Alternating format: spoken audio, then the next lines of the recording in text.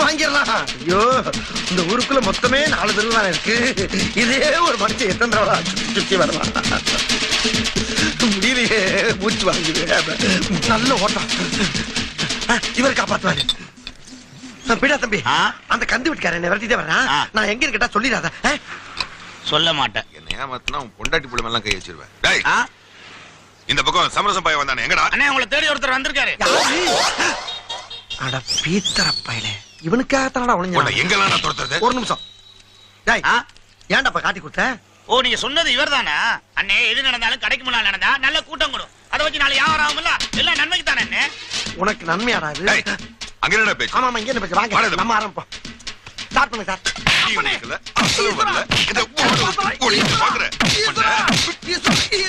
அப்பா அப்பா போதுமா? அப்பா ஏன் சபரத்துல போட்டு அடிக்கிறா? கேட்க